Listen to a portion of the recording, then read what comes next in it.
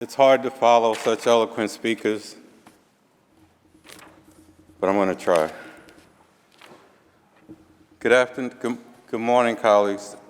I'm proud to be here today to talk about Black history, and I want to thank our leader, Andrea Stewart Cousins, and our Professor Parker, for inspiring all of us to denote the issues and majesty of Black history and Black culture. As I want to chronicle and give voice and resonance and significance to the immense pioneering and worthy contributions of African Americans over the past 4 centuries, it is not only necessary from the standpoint of understanding the past, but even more critical for inspiring the future. Black history, as we all know, is not confined to the history books. As was said by my earlier speakers, Black history is happening every day and every moment. We all have an opportunity to impact all of the people around us by how we act towards each other, by how we treat our children, and how we educate our children by our deeds, by our actions, and by our responsibilities.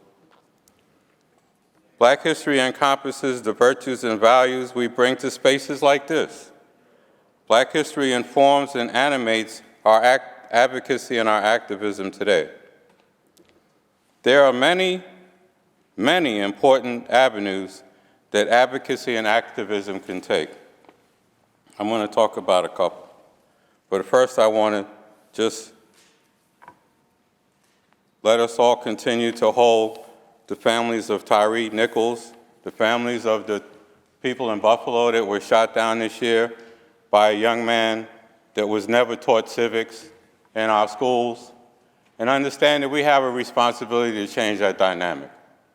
We should never allow for civics not to be taught in our schools starting in this curriculum year.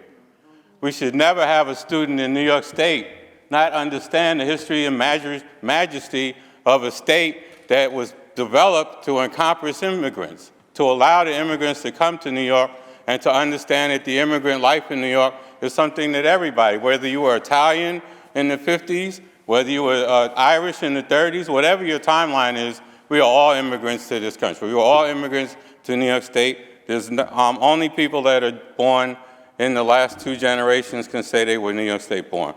We should not have a school system that is not making sure that there's multiculturalism taught in our schools, to where we have young people that are being taught by their phones and understanding that they think they need to go shoot somebody because they don't have an appreciation of what the majesty of New York State is. We have to now focus on making sure that multiculturalism and that the entire budget reflects what this state needs to make sure that all people in the state get an opportunity to benefit from this New York State budget. And I'm going to take from Black history to budget, because the governor in a couple of minutes is talking about her budget. She's going to talk about her budget, and I want to make sure that this year, more than ever, we create an opportunity to ensure that there's multiculturalism reflected through the entire budget, that minorities can bet a higher than the 3% share that they're getting out of procurement, out of state agencies, that they can do better than contracting than the 5% that they're getting across the board in contracts. We as legislators need to do better for our entire state. We need to make sure that upstate gets the opportunities that they need to improve the roads, to develop businesses, to continue to make sure that our manufacturing in upstate gets done, that our farming gets done, and that we can allow multiculturalism through upstate. We need to make sure that this state and this budget reflects the needs and concerns of everyone here. Everyone that lives in this state, even the asylum seekers that have come here to try to find a better life.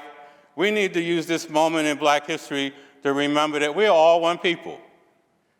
As Senator Lanza said, my good friend and colleague that I've been working with for a couple of years now, since we were in the city council together, we understand that at the end of the day, we're here to try to do better for our districts.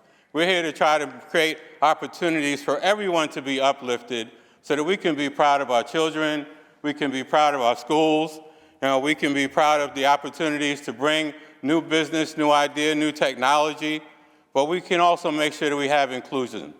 Let me slow down. I'm getting excited about our opportunities.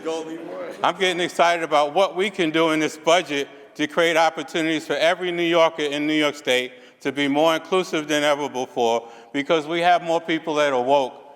And my new class of members that are here and the members that are already here understand at the end of the day, we all want the same thing: a more inclusive New York with opportunities so that we can never be embarrassed nationally with an incident in Buffalo again, that we can have something to do for our young people by creating after-school programs in every junior high school and high school in the state so that our kids don't get out of school at 1 o'clock and they're trained by their cell phones, that they're getting educated by people that want to embrace them because we don't have schools open, we don't have positive things for them to do.